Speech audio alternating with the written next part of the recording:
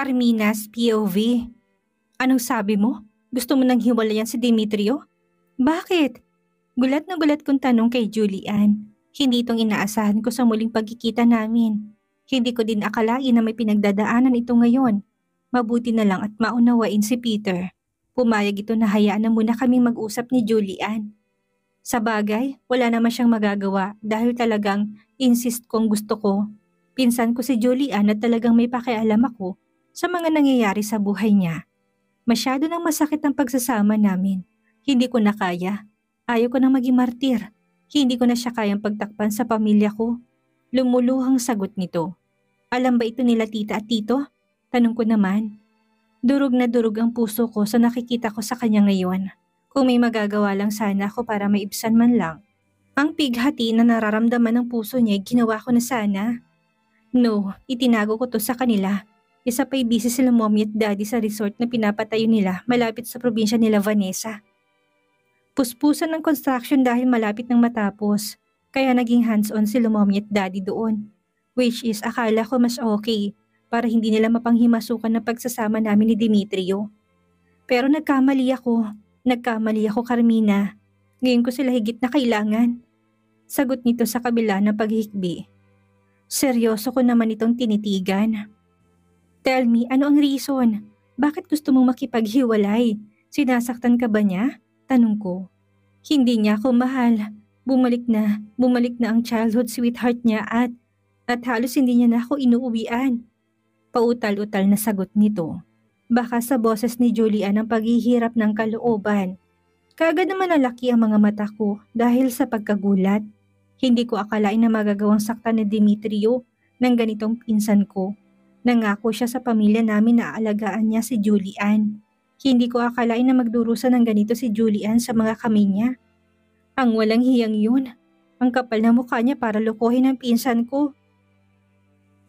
Ang kapal ng mukha niya para saktan ng ganito si Julian. Hindi to deserve ni Julian. Hindi siya dating ganito. Sa aming tatlong magkakaibigan ni Vanessa, siyang pinakamatapang, siyang pinakapalaban. Nabuntis lang talaga ito ni Demetrio kaya siya napilitang magpakasal sa lalaking yun. Pero bakit ganito? Bakit nagawang sakta ni Demetrio ang pinsan ko? Nanakunan ako dahil sa sobrang stress. Nagalit siya at lalo siyang nakipagtikisan sa akin. Ang balita ko, nagsasama na sila ni Karil. Ayaw na sa akin ang asawa ko, Carmina. Ayaw niya na. Umiyak na muling wika nito. Hindi na ako nakapagpigil pa. Kaagad ko na itong niyakap. Sa pagkakataong ito, alam kong ako lang ang karamay niya. Ako pa lang ang nakakaalam sa sitwasyon niya. Hindi ko akalain na makakita ako ng ganitong sitwasyon. Hindi ko akalain na darating sa ganitong punto si Julian. Namatayan ang anak ko dahil masyado ako nagpaapekto sa mga nangyayari. Hindi ko siya naalagaan. Kung hindi lang sana ako naging tanga sa kakabuntot sa ama niya, hindi sana siya nawala sa akin. Malapit ko na sana siyang maipanganak. Malapit ko na sana siyang masilayan. Lalong lumakas ang iyak nito habang sinasabing katagang iyon. Ramdam kong sakit ng kalooban ni Julian. Gusto kong sumigaw sa galit. Gusto kong hanapin si Demetrio para pagsasampalin. Pero alam ko kung saan ako lulugar. Hindi pwedeng dahil away mag-asawa ito. Akala ko talaga maayos ang pagsasama nila. Ngayon ko lang napatunayan na kahit gaano pa kaayos ang pagsasama ng mag-asawa, posibleng darating din pala sa ganitong sitwasyon ng lahat. Magkakaroon din pala talaga ng lamat ang lahat. Dapat ko bang i-ready ang sarili ko? Paano kung mangyari din sa akin ng ganitong bagay? Kaya ko bang tanggapin? Mukhang suko na si Julian. Mukhang hindi niya na kaya. Sa bagay, kung masyadong masakit na, wala ka naman talagang magagawa kung hindi ang sumuko. Hayaan na lang ang lahat at pilitin na muling mabuong sariling pagkatao. Pakiramdam ko, wala nang halaga sa akin ang lahat. Kung hindi nga lang sa panganay naming anak ni Demetrio, baka matagal ko nang kinitil ang sarili kong buhay. Muling wika nito na lalo nagpabigat sa kalooban ko. Unti-unti akong kumala sa pagkakayakap dito, tinitigan ito sa mga mata. No, huwag mong gawin yan, Julian. Matapang ka. Nandito kami na pamilya mo. Hindi mo kailangan maglihim. Hindi mo kailangan sarilinin ang problema mo. Maintindihan ka ng lahat. Sagot ko naman sa kanya. Muli ko tong tinitigan, hindi ako makapaniwala. Parang tumanda si Julian ng ilang taon kumpara sa edad niya. Kung gaano ka-blooming si Vanessa, siyang kamiserable naman si Julian. Swertihan lang siguro talagang pag-aasawa. At isa si Julian ang isa sa mga hindi pinalad. Carmina, anong gagawin ko? Halos isang buwan nang hindi umuwi si Demetrio sa bahay namin. Hindi ko na kayang matagal doon. Pakaramdam ko, mababaliw ako sa sobrang sama ng loob na nararamdaman ko. Hindi ko na kaya. Hindi na. Masakit isipin na nasa kandungan niya ng ibang babae habang naghihirap ang kalooban ko. Muling wika nito. Kaagad akong umiling kahit parang gusto kong magpahinga ngayon dahil masama din ang pakiramdam ko. Wala akong choice kung hindi tulungan to. Pinsan ko si Julian at hindi kayang dalhin ng konsensya ko na makita ito sa ganitong sitwasyon. Nasa Frida Velasco Beach Resort sila Grandmama at Grandpapa Malik. Pwede ka namin dalhin ni Peter doon. Kasama si Baby of course. Kailangan mo sabihin sa kanilang sitwasyon mo. Sila lang ang mas makakatulong sa'yo, Julian. Sagot ko naman. Biglang gumuhit ang pag-aalangan sa mukha nito sabay iling. Hindi ko kaya. Natatakot ako. Sagot nito. Bakit naman? Julian, mabait sila. Kayang-kaya ka nilang ipagtanggol laban sa Demetrio na yon. Sagot ko naman. Yan din ang inaalala ko kahit gaano pa kasamang ginawa ni Demetrio sa akin. Hindi ko kaya makita tong mapahamak. Ibang klaseng magalit si Grandpa. Alam kong igaganti niya ako kapag nalaman niya ang panluloko na ginawa ni Demetrio sa akin. Baka ipapatay niya ang asawa ko, Carmina. Sagot nito. Parang gusto ko naman itong kutusan. Niloko na nga siya lahat-lahat ni Demetrio. Kaligtasan pa rin ng animal na yon ang kanyang inaalala. Huwag ka naman ganyan. Mabait si Grandpa. Hindi siya mamamatay tao gaya ng iniisip mo. Sagot ko. Kaagad naman itong napayo ko. Sa pulyata sa sinabi ko. Tutulungan mo ko? Parang bata nitong tanong. Kaagad naman akong tumango. Tutulungan ka namin ni Peter. Pwede ka namin dalhin sa resort ngayon din. Ito ng pagkakataon mo para iwan ang walang kwenta mong asawa. Ayusin mo sarili mo, Julian. Sa nangyayari sa'yo ngayon, alam mong walang ibang higit na masasaktan kung hindi ang mommy mo. Si Tita Juliana. Pagkatapos ng madamdaming na pag-uusap, sinamahan ko si Julian sa kanyang doktor para sa kanyang check-up. Hanggang ngayon, hindi ko lubos maisip na umuwi sa ganitong sitwasyon ng buhay mag-asawa nila, Demetrio. Ang akala ko talaga, nagmamahalan sila. Pero nagkamali ako. Kayo po bang kamag-anak ng pasyente? Nagulat pa ako nang bigla akong lapitan ng doktor. Inaasikaso ng isang nurse si Julian kaya naman, malaya kaming makakapag-usap. Pabor sa akin yun para malaman ko din ang totoong kalagayan ng pinsan ko. Bala ko ding tawagang mamaya si Tita Juliana para malaman din nilang kalagayan ng kanilang anak. Silang higit na kailangan ni Julian. Nagsasuffer ng postpartum depression ng pasyente. May mga pinapakita siyang sign na hindi maganda. May mga pagkakataon din na nababanggit niya sa akin na gusto niyang tapusin ang paghihirap niya. Nag-aalala ako sa posibleng gawin ni Mrs. Julian Sandoval Dagos. Kailangan niya ng palaging may nakakausap at mapagdilibangan para maibsan ng kahit konti ang paghihirap ng kanyang kalooban. Wika nito na lalo nagpagulo sa sistema ko. Hindi ko akalain na ganito na pala kalala ang pinsan ko. Wala man lang kaming kamalay-malay sa paghihirap niya sa kamay ni Demetrio. Bakit ba siya naglihim? For sure hindi din ito alam nila Tita Juliana at Tito Cairo. Hindi nila alam kung anong sitwasyon ng unika iha nila ngayon. Sa bagay, masyado nga pala silang busy.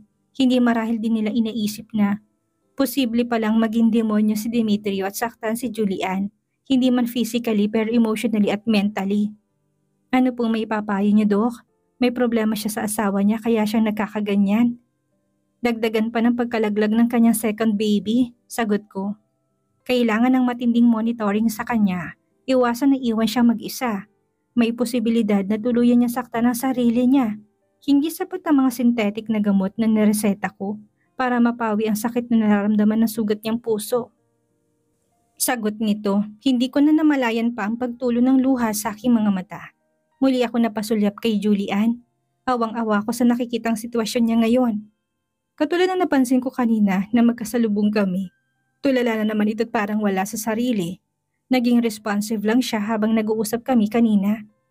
Pero alam kong pinipilit niya lang ang sarili niya para maging okay sa paningin ko.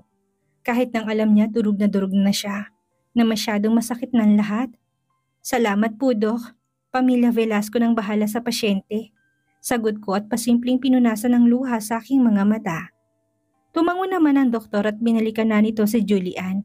Naiwan naman akong dahan-dahang napaupo na parang naupos na kandila. What happened? Napalingon ako nang may biglang nagsalita. Si Peter at nag-aalalang nakatitig sa akin. Na-bored na siguro ito sa paghihintay sa akin sa kotse, kaya binalikan ako. Alam mo ba kung anong pinaggagawa ng magaling mo kaibigan? Kaagad na tanong ko sa kanya. Natigilan to. Kita kong pagkatigagal sa mga mata ni Peter dahil sa sinabi kong yon. Best friend niya si Demetrio, kaya alam ko may idea siya sa ibig kong sabihin. Best friend nilang dalawa ni Uncle Clarence si Demetrio. Pero hindi ko alam kung may nalalaman din si Uncle Clarence tungkol dito. Siguro naman hindi niya hahayaan na masaktan ang sarili niyang pamangkin, di ba? Sorry, ilang beses ko nang pinaalalahanan si Demetrio. Pero ayaw niya makinig. Oo, magkaibigan kami, pero hindi ko pa rin hawak kung ano man ang desisyon niya sa buhay. Hindi ko lang nga talaga lubos maisip na magawa niya saktan ng ganitong pinsan mo. Sagot nito. So, totoo palang sinabi ni Julian kanina sa akin na tuluyan na nagsasama si Demetrio at ang childhood sweetheart niya? Alam ba ito ni Uncle Clarence? Tanong ko. Kaagad naman itong umiling. No, hindi niya alam. Sa aming apat na magkakaibigan, ako lang ang nakakaalam. Malihim si Demetrio at nagkataon lang na nahuli ko siya, kaya wala siyang choice kung hindi umamin sa akin. Childhood sweetheart niya si Karil at matagal sila magkarelasyon. Akala nga namin, mauwi sa kasalan ng lahat noong sila pa pero nagkamali kami. Biglang nakipaghiwalay si Jasmine para sundan ng kanyang mga magulang na nakabase na sa Italy. Sagot nito. Kung ganun, hindi totoong minahal niya si Julian? Ginamit niya lang ang pinsan ko para makalimot sa una niyang pag-ibig? Tanong ko. Awang-awa ako sa pinsan ko. Hindi niya talaga deserve ito. Masyado siyang matinong babae para lang lokohin ng kung sino lang. I don't know. Parati niya nababanggit noon na mahalaga sa buhay niya si Julian. Lalo na nagkaanak na sila. Hindi ko lang alam kung bakit nagkaganito ang lahat. Hindi din ako pabor sa ginawa ni Demetrio. Kahit na kaibigan ko siya, hindi ko siya kukonsintihin sa mga mali niyang nagawa. Sagot nito habang titig na titig ito sa mga mata ko. Para bang sinasabi niya na hindi siya tutulad sa malaloko niyang kaibigan. Sana nga lang talaga dahil kung sa akin mangyari yun, hindi ko talaga siya mapapatawad. She needs our help. Gusto niya na umalis muna sa bahay nila. Of course, sa pagkakataon na to, gusto ko matulungan si Julian para manumbalik sa dati. Hindi ko kaya nakikita siyang ganyan. Sagot ko naman sa kanya. Kaya mo ba? I mean, hindi maayos ang kalagayan mo. Sagot nito. Baka sa mukha nitong pag-aalala.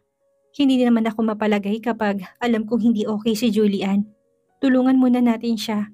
Gusto ko siyang dalhin muna sa resort. At least nandoon sila grandma at mapapayuhan siya ng mga elders namin. Pwede din naman tayong magstay doon. Hindi ka naman busy, di ba? Sagot ko sa kanya, kung hindi ito pwede, wala akong choice kung hindi kay Uncle Clarence hihingi ng tulong. Hindi pwedeng basta pabayaan ko na lang si Julian. Masyado siyang fragile ngayon at kailangan niya talaga ng pangunawa ng buong pamilya. Okay, sige, dadalhin natin siya sa resort. Don't worry baby, akong bahala sa lahat. Nakangiti naman itong sagot sa akin sabay haplo sa pisngi ko. Biglang ragasan ng tuwang puso ko. Hindi ko akalain na ganito pala kabilis pakiusapan ng asawa ko.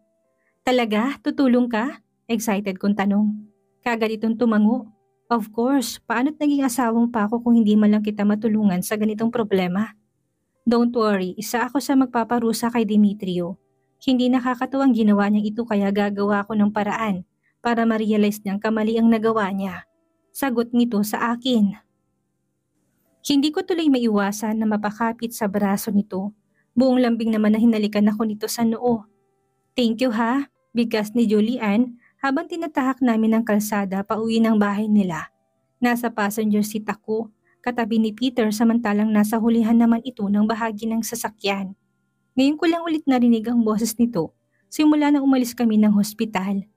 Nasaan nga palang kotse mo? Nagtaksi ka lang ba kanina? Tanong ko sa kanya. Gusto ko lang namang may mapag-usapan kami. Actually, marami akong gustong itanong sa kanya pero hindi ko alam kung paano uumpisahan.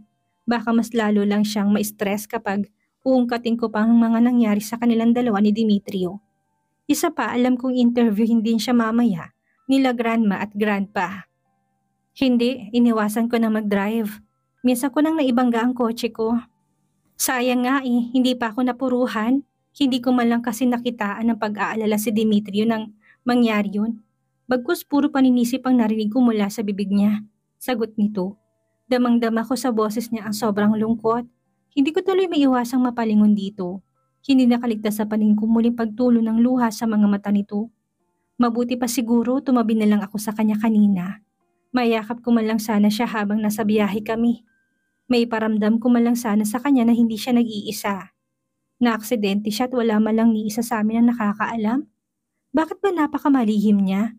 Tintikan Dimitrio na yun, wag na wag siyang magpapakita sa akin kung hindi. Tatanggalan ko talaga siya ng bayag. Kainis siya. Pinakasalan niya pa si Julian kung hindi naman pala siya sigurado kung mahal niya ba. Gago talagang asawa mo. Alam mo tama lang desisyon mo na iiwan na siya Hindi mo deserve na saktan niya ng ganito. Sagot ko naman. Ayaw ko na sanang pag-usapan muna namin ng tungkol kay Demetrio. Kaya lang ang hirap magpigil Nanggigigil ako. Ang balak namin na magpahinga ni Peter sa bahay at kilalanin pa ang isa't isa ay hindi na muna matutupad. Sa bagay, marami pa ang mga araw. Ang importante sa ngayon ay matulungan namin si Julian. Mahirap nang mauwi sa depresyon ang nangyari dito. Hindi kayang tanggapin ng konsensya ko na mapahamak ito. Kailangan naming iligtas si Julian dahil baka kung ano pang gawin niya sa sarili niya. Alam kong hindi din masaya si Peter sa mga nangyayari. Kanina ko pa kasi ito napapansin na tahimik. Sa bagay, kulang pala sa pahinga itong asawa ko. Ni hindi ko nga alam kung nakatulog ba ito kanina Tatanungin ko na lang siya mamaya kapag wala na si Julian sa tabi namin. Carmina, kung sakaling hindi ko makayanan ang lahat ng ito, pwede bang mangako kayong dalawa ni Peter? Kayo na mag-alaga sa baby ko. Ayaw ko mapunta kay Dimitri yung anak namin. Baka api-apihin lang siya ni Jasmine. Mahinang sabit ni Julian.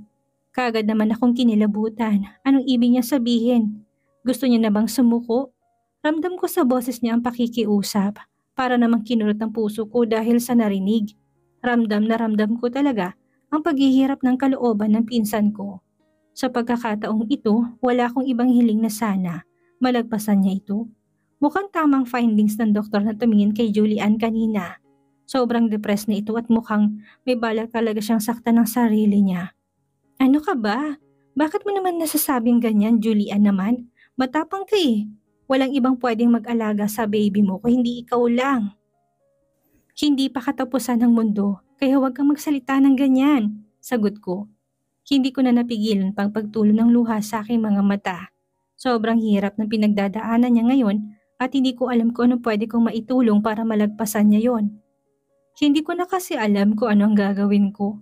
Pakiramdam ko hindi ko na din maalagaan ng maayos ang anak ko. Pagod na ako. Hindi ko na kayang lumaban pa. Sagot nito tuluyang napahagulhol ng iyak. Kaagad ko naman sinenyasan si Peter na ihinto muna sa tabi ang sasakyan. Lilipat ako sa likurang bahagi para madamayan ko si Julian. Para maipadama dito na hindi naman siya nag-iisa. Kaagad naman tumalima si Peter, mabuti na lang talaga't masunurin pala to. Bumaba pa nga to ng kotse para pagbuksan ako ng pintuan. O diba, gentleman pa rin kahit nasa ganitong kahirap na sitwasyon. Magra-request pa sana ako ng isang kiss kaya lang baka mainggit si Julian. Masarap sanang maglambing kay Peter, pero kailangan muna namin ipagpaliban. Isa pa, kailangan ko din talaga munang magpagaling. Hindi pa kaya ng katawan ko ang additional na harutan. Pasensya na kayo Nistorbo ko pa yata kayo. Kagad na samit ni Julian pagkaupo ko sa tabi niya. Kagad ko naman tong hinawakan sa kanyang kamay. Ayos lang, pareho naman kami hindi busy. Kaya marami kaming time para samahan ka. Sagot ko naman. Nag-uumpisa na ulit umusad ang sasakyan, hindi na umimik ulit si Julian. Bagkus tumitig ito sa labas ng kotse. Nag-uumpisa nang dumilim ang buong paligid pero hindi pa rin nakaligtas sa paningin ko ang malamlam na mga mata ni Julian. Ano ang ginawa ni Demetrio? Bakit pakiramdam ko biglang naglaho ang masayahing si Julian? Bakit niya pinabayaan ang pinsan ko?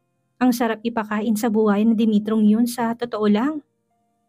Lagot talaga siya sa buong pamilya Velasco.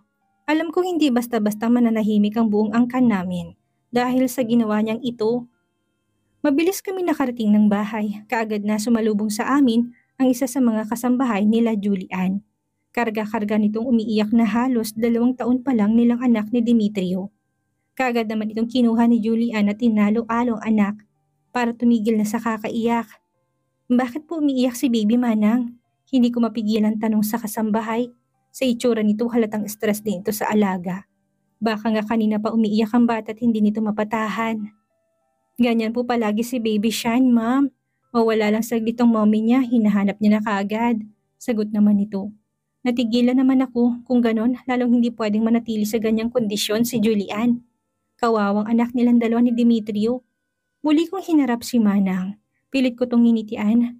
Manang, pwede bang makisuyo? Gusto ni Julian na magbakasyon. Pwede bang pakihandaan sila ng ilan nilang gamit?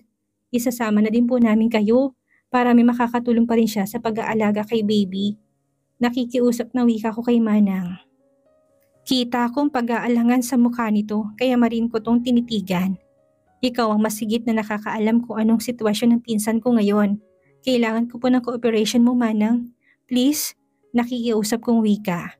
Sige po, ma'am. Noon pa man nasa kay Ma'am Julian na po ang loyalty. Mas maganda na din ito para naman hindi na siya mahirapan pa. Sagot naman ito. Kaagad naman ako napangiti at nagpasalamat. Marami din akong gustong itanong kay Manang. Tsak na marami itong nalalaman sa sigalot sa pagsasama ng kanyang mga amo na sila Julian at Demetrio. Mukhang pati sa pag-iimpake hindi na kayang gawin pa ni Julian. Pagkatapos kasi nitong kargahin si Baby Sean, basta na lang ito naupot parang wala nang balak umalis kaya naman nagpasama na din ako kay Manang sa kwarto ni Julian at ako na mismong kumuha ng ilang mga gamit na pwedeng mapakinabangan habang nasa resort siya. Ilang piraso ng damit at andis lang naman dahil pwede naman namin siyang ipa-shopping anytime. Pagkatapos na mabilis ang impake, muli kaming lumarga. Tama lang pala na isama namin si Manang dahil mag-isa lang naman pala siyang kasambahay. Mapera naman sana si Demetrio pero hindi ko alam kung bakit para yatang nagtitipid sa pagkuha ng mga makakasama ni Julian sa bahay. Pagdating namin sa Velasco Resort, ang nagtatakang muka nila Grandma at Grandpa ang sumalubong sa amin. Gulat ang rumihistro sa kanilang mga muka nang mapansin nilang itsura ni Julian. Sobrang laki kasi talaga ng pinagbago nito. What happened? Bakit hindi namin yata to alam?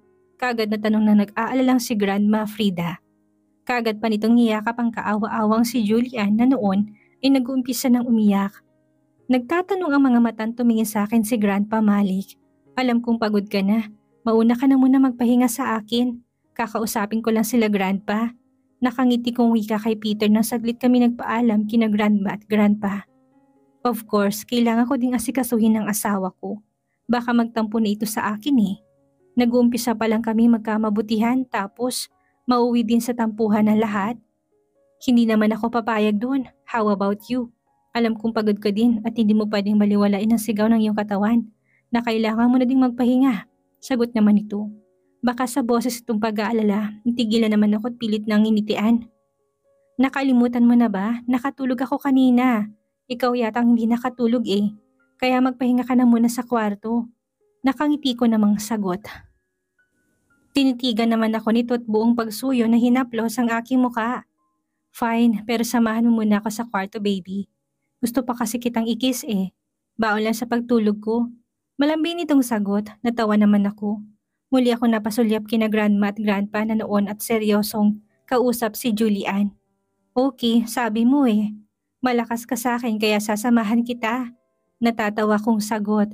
Kaagad itong napangiti at hinawakan pa ako sa bewang at sabay na kaming umakyat ng kwarto. Malaki ang villa. May mga kwarto kaming nagagamit tuwing nagbabakasyon kami dito. Marami ding cottages sa labas kung hindi namin bet na magstay sa kwarto. As in super comfortable ang lugar na to, kaya naman paborito tong bakasyonan ng buong pamilya Velasco. Dito rin ginaganap ang mga special na celebration ng pamilya. Regalo ito ni Grandpa Malik noon kay Grandma Frida, kaya maraming magagandang memories ang nangyari sa resort na to. Pagdating ng kwarto kaagad nang nahiga sa kama si Peter. Pagod nga talaga siguro ito kaya hayaan ko na lang muna na magpahinga siya. Isa pa very good siya ngayong araw dahil pumayag siyang ihatid namin si Julian dito sa resort kahit na halos 3 oras din ang tinagal ng pagdadrive niya. Niwala man lang ako narinig na reklamo dito kaya naman masaya ako sa pinapakitang ugali ni Peter. Siguro nga mabait naman talaga to. Hindi ko lang marahil siya masyadong kilala kaya naman Kikilalanin ko siya sa mga susunod na araw. Kahit na anong mangyari, mag-asawa na kami. Legal ang aming kasal kaya naman dapat lang na magpakaasawa din ako sa kanya. Lalabas ka pa ba? Gusto sana kitang pigilan dahil alam kong kailangan mo din ng pahinga eh. Wika pa nito sa akin. Kahit nakahiga na to, hawak-hawak niya pa rin ang kamay ko na para bang ayaw niya umalis ako sa tabi niya. Gustuhin ko mang magstay, hindi din talaga pwede. Kailangan din ako ni Julian sa labas at kailangan ko din siyang tawagan sila Tita Juliana at Tito Cairo. Silang masigit na kailangan ni Julian ngayon. Kailangan alam mo na, kailangan ni Julian ang presensya ko. Kailangan ko din tawagan sila Tito Tita para naman aware sila sa nangyari sa anak nila. Nakangiti kong sagot sa kanya. Kailangan din kita. Naglalambing na sagot nito para pa itong batang nakauslang nguso habang sinasabing katagang yun. Hindi ko tuloy maiwasan ng matawa. Ang cute kasi talaga niyang maglambing Mas lalo kong na-in love sa kanya. Ikaw talaga, kailangan mo na muna magpahinga. Paubos ng lakas mo Pabiro kong sagot, kaagad naman tong napangiti. Fine, alam kong ayaw mo magpapigil. I understand. Don't worry, igaganti ko si Julian kay Demetrio sa paraang alam ko. Nakangiti nitong wika, kaagad naman ako napasimangot. Hayos, nakakainis ang taong yun. Hindi ko siya mapapatawad sa ginawa niya kay Julian. Mag-enjoy na kamo siya at magdasal na hindi niya ako makakasalubong kahit babalian ko talaga siya ng buto. Galit kong sagot, kaagad naman itong napabangon. No, hindi ako papayag. Hindi mo na kailangan pang gumawa ng effort para makaganti kay Demetrio. Ako nang bahala sa kanya, or should I say, kami ng dalawa ni Clarence ang bahala sa kanya. Nakangiti nitong sagot sa akin sabay haplo sa pisngi ko. Para naman ako namamagnet na napatitig sa mga mata nito. Parang ayaw ko na tuloy lumabas. Parang gusto ko na lang magstay muna dito sa tabi niya. Ang sarap kasi talaga niyang kasama Bakit ba ngayon ko lang ito nalaman? Hayst, matapos lang talaga ang problemang ito. Susulitin ko talagang mga araw na kasama ko si Peter. Babawian namin ang mga araw na sinayang namin na hindi kami magsasama bilang isang tunay na mag-asawa. Okay, sabi mo yan ha. Aasahan ko yan, sagot ko. Kaagad naman itong tumango at mabilis akong kinintala ng halik sa labi. Pagkatapos noon mabilis na itong bumalik sa pagkakahiga sa kama. Yeah, sige na. Asikasuhin mo na muna si Julian. Ipapahiram na muna kita sa kanya ng ilang oras. Nakangiti nitong sagot sabay kindat sa akin. Nangingiti akong umalis sa pagkakaupo sa kama at kinuhang kumot para kumutan ito. Thank you baby, see you later. Anas pa nito, tumango naman ako bago naglakad palabas ng kwarto. Mabilis ako naglakad palabas ng villa. Natanaw ko pa sila grandma at grandpa na pilit tinaalo si Julian. Kulang na lang maglupasay na ito sa kakaiyak, muling binalot ng lungkot ang puso ko. Dahil sa nasaksihan habang dahan-dahang kinuwang cellphone sa aking bulsa. Ayaw ko na magsayang ng oras. Kailangan ko nang matawagan si Tita Juliana. Malaking maitutulong nila para maging maayos ang kalagayan ng unika iha nila. Nakakailang rin din muna bago may sumagot sa kabilang linya. Mukhang busy talaga siguro sila, kaya hindi nila kagad naasikasong tawag. Hello Carmina, ikaw ba ito iha? Napatawag ka? Kaagad na bungad ni Tita Juliana sa kabilang linya. Marahan akong bumuntong hininga bago sumagot. Tita, pwede po bang pumunta muna kayo dito sa villa? May nangyari po kasi. Kailangan po kayo ni Julian. Direktahan kong wika. Hindi yata uso sa akin ng paligoy-ligoy na salita, lalo na sa ganitong sitwasyon. Ano? Bakit? May nangyari ba kay Julian? Nagtataka naman itong tanong.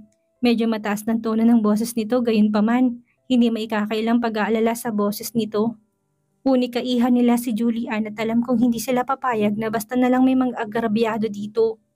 May babae po si Demetrio. Gusto na makipaghiwalay. Hindi ko na natuloy pang sasabihin ko na biglang sumabat si Tita Juliana. What? Ano sabi mo? Nang bababae ang lintik na Demetrio na yon? Niloko niyang anak ko? Sagot nito sa kabilang linya. Hindi ko man nakikita si Tita Juliana ngayon pero alam kong nalilisik na mga mata nito sa galit. Kung mataas ang tono nito kanina, mas mataas ngayon. Parang sumisigaw na nga ito Hayos, bakit ba nakalimutan ko? Ganito talaga ang ugali ni Tita Juliana. Itong pinakatigre sa lahat at ngayon, nasa hindi maayos na kalagayan si Julian. Mukhang malalagot talaga dito si Demetrio. Sagutin mo ko Carmina, niloko ng gagong yun ang anak ko? Muling tanong nito. Napalunok pa ako ng sarili kong laway bago sumagot. Opo, nandito siya ngayon sa villa. Umiiyak at pilit na pinapatahan nila grandma. Uwi na po muna kayo ni tita. Hindi na po namin alam ang gagawin sa kanya eh. Nagkita lang kami kanina sa ospital at kanina ko lang din nalaman ang problema niya. Nakausap ko din pong doktor niya at may nabanggit ang doktor na dapat niyo pong malaman. Sagot ko naman. Paano nangyari to? Hindi namin alam ito at wala namang nagbabanggit si Julian na may problema siya sa asawa niya. Sagot naman ito sa kabilang linya. Yun na nga po eh, kanina ko lang din po nalaman ng lahat. Nakakaawa po si Julian, tita. Ang laki ng ipinayat niya, halatang stress siya. Sige na po tita, umuwi na po muna kayo. Kailangan niya po kayo. Sagot ko naman. Sige, babiyahe kami ngayon. Alagaan mo siya, Carmina. Ikaw nandyan kaya sana.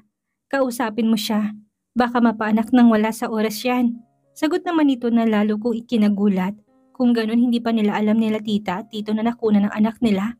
Muli ako napatitig kay Julian. Bakit ba siya naglilihim? Gaano niya ba kamahal si Dimitri at nagawa niyang magpakamartir at maglihim sa sarili niyang mga magulang? Teka po tita, hindi niyo po ba alam na nakunan si Julian? Wala sa sarili kong bigkas. Sapat lang na hindi nakaligtas sa pandinig ni Tita Juliana, lalo tuloy itong napasigaw. Ano? Nakunan si Julian? Kailan pa? Bakit hindi namin alam ito? Anong ginawa na gagawin niya sa anak ko? Sagot naman ito sa kabilang linya. Pakaramdam ko talaga nag-hysterical na to. Nakakatakot pa namang magalit si Tita Juliana. May dugong Amazona yon kaya mahirap makaaway. Uwi na lang po kayo at saka na lang po ako magkakwento kapag nandito na kayo. Sagot ko naman. Fuck him, humanda sa akin ng Dimitri na yun. Papatayin ko siya. Hindi ako papayag na basta-basta niya nalang kakawawain ng anak ko. Humanda sila ng kabit niya. Galit na sagot nito sa kabilang linya. Hindi ko naman maiwasang mapangiwi. Parang mababasag na kasi ang eardrum ko sa lakas ng boses ni tita eh. Opo, sige po, kami na po munang bahala sa kanya. Sagot ko naman at kaagad na nagpaalam dito. Hindi ko na kaya pang makausap ng matagal si tita. Baka mabingi pa ako sa lakas ng boses niya.